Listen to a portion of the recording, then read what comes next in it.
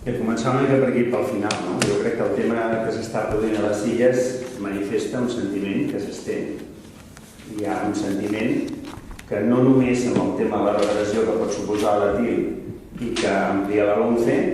sinó també amb l'altre punt que normalment ha quedat molt més apagat perquè està a la plataforma clar i contundent, que és s'han d'acabar les retallades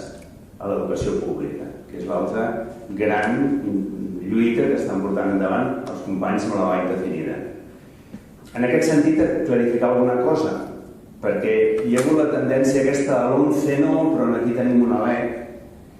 Si la TIL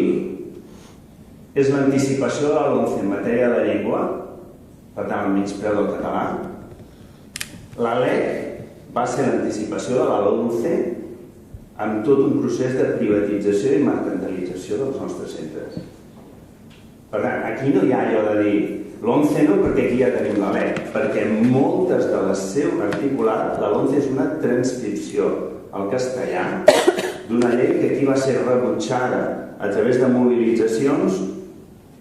en la seva tramitació i que no oblidem. Per tant, TIL és a la LOMCE, el que la LEC en matèries aquestes de privatització ha estat també a la LOMCE una anticipació. Per tant, en aquest sentit, la nostra lluita en defensa d'un model d'escola pública defensa la llengua i defensa el contingut democràtic i participatiu d'aquest model davant d'intents que van en la línia de privatitzar, de retallar, de jerarquitzar, és a dir, de fer retrocedir un avanç que va suposar un procés de democratització dins de l'escola pública. Per tant, no diguem no a la LOMCE perquè aquí ja en tenim una, sinó que la que tenim aquí també ha de ser aturada en el seu... Perquè de la mateixa manera que l'ERC no accepta i Bausà no accepta la negociació i la discussió, aquí hem tingut molts problemes cada vegada que s'ha plantejat la discussió amb la conselleria, amb la senyora Rigau. Per tant, diem no a la LOMCE, diem aturem no a la LEC, al seu desplegament. Per tant, aturem els decrets que l'estan desplegant i obrim un nou procés a Catalunya també de discussió sobre el model educatiu. I el tercer element, em sembla que també l'anticipaven els companys, dèiem aquest any 20.000, fem una mica 2 anys, 50.000 alumnes més, 3.000 professors menys. Perquè l'any passat van haver-hi més de 3.000 persones acomiadades, primera vegada a la història, de recent, no sé si la història passada, no sé, però la recent sí, com a mínim, en què inclús amb una ampliació van haver companys i companyes nostres que van quedar al carrer. I això no s'ha recuperat, perquè evidentment aquest any l'únic que han fet no és recuperar aquests 3.000 de l'any passat, sinó congelar les plantilles després dels 3.000 que van al carrer. Per tant, amb el tema de retallades també hem de dir prou, perquè també amb el tema de retallades Catalunya, lamentablement, marca una pauta molt esfereïdora, tant pel que fa a l'escola pública com pel que fa als treballadors de l'escola pública. I aquest és un altre tema, que això no es pot seguir allargant. Hi ha 2 temes que ens temem greus, un és el tancament dels pressupostos del 2013, dels que no han existit però que hi són, i les retallades també hi són, i l'altre, la discussió dels pressupostos del 2014, que fan que en aquest trimestre s'acumulin 3 temes vitals pel professorat, com és l'11, com és desplegament de la LEC i com és noves amenaces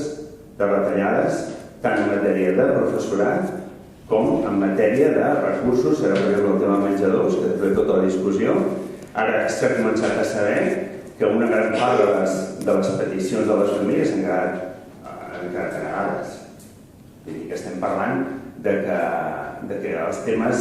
són greus i cal posar el fil a l'agulla. I aleshores l'última cosa només, la idea aquesta, el 24, que ha de ser l'inici. Ha de ser l'inici d'un procés que el volem participatiu, que el volem que la gent pugui decidir també